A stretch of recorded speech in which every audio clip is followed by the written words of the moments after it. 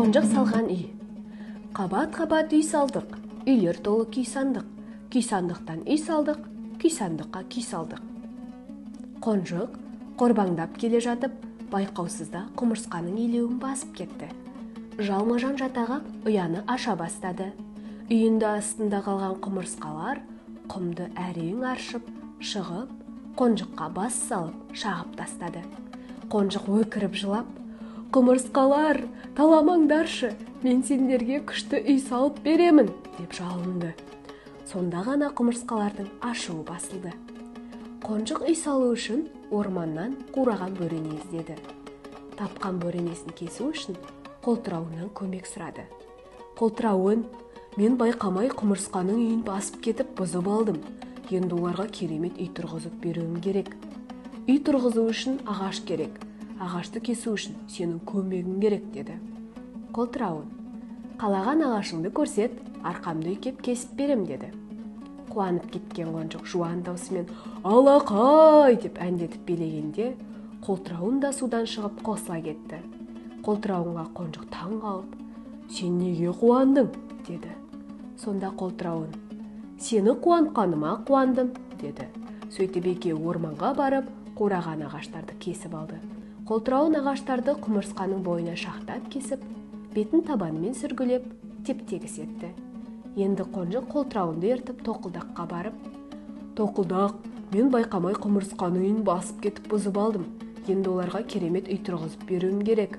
Қолтырауын екеуміз үйдің ағашын дайындап қойдық. Кесілген ағаштарды бір-біріне жалғау үшін тесу керек. Соған сенің көмегің керек», деді. Тоқылдақ, «Ағаштарыңды өткір тұмсығыммен тесіп берейін», деді. Қуанып кеткен қонжық, «Алақай!» деп әндетіп билей жөнелді. Оған қолтырауын қосылды. Қолтырауынға тоқылдақ қосылды. Сонда қонжық, «Қолтырауын менің қуанғаныма қуанып билеп жатыр. Ал сен неге қуандың?» деп сұрады тоқылдақтан. «Сені қуанталғаныма қуандым», деді тоқылдақ. Тоқылдақ қонжықтың көрсеткен ағаштарын тұмсығымен тесіп шығып, «Ағаштарды құмырсқа илеуінің үстіне тізіп қоямыз. Сонда сен сияқты алаңсыз келе жатқан дәу жануар ағаштарды көріп айналып өтеді», деп тақтақ етті.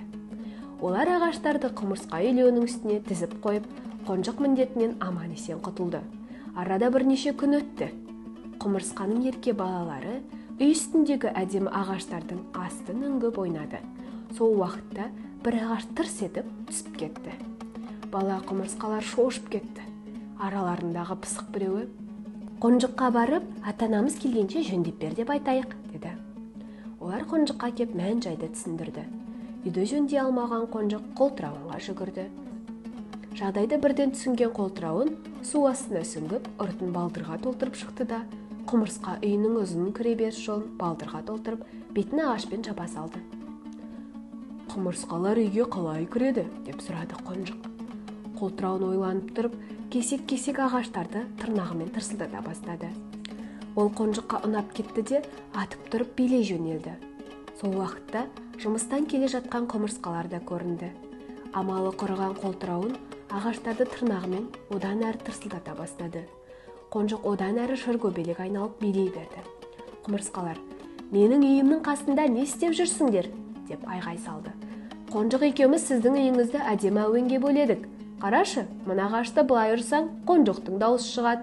Ал мынаны былай ұрсаң, менің даусым шығады. Ал мынаны ұрсаң, тоқылдақтың дауысы шығады», деді. Қолтырауының тапқырлығына қонжық таңданып қалды.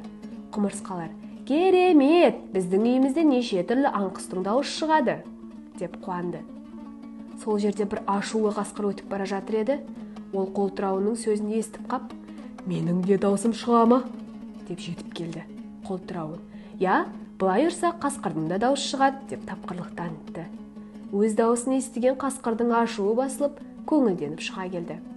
Құмырсқалар, «Ішкі бөлмелерге баратын басқа жол жасаймыз. Түрлі дыбыс шығара алатын бөлмені сол күйі сақтаймыз», деп ағаштан жасалған ұзын бөлмені ерекше қамқорлықтарына алды. Олардан аман құтылып, қуанып билеп бара жатқан қонжық, «Қабат-қабат үй салдық, үйлер толы күй сандық. Күй сандықтан үй салдық, күй сандыққа күй салдық», деп әндетті. Бұл жолы қонжыққа қолтырауын таңырқап қарады. «Шынымен де, күй сандықтан үй салдық, деп ол да билей жөнелді. Қонжық қолтырауынға қарайтын емес. қуаныштан шыргөбелек айналып, сол сәтте қолтырауын «Алақай!» деп айғайлап жіберді. Сонда ғана Қонжық қолтырауының қуанып билеп жүргенін көріп, «Сен неге қуандың?» деп сұрады. Қолтырауын жауап орнына көзін қысты. Қонжық иығын көтерді. Жаңа ертегінің жарияланғанын біліп отыру үшін каналға жазылып, қоңырауды басыңыздар.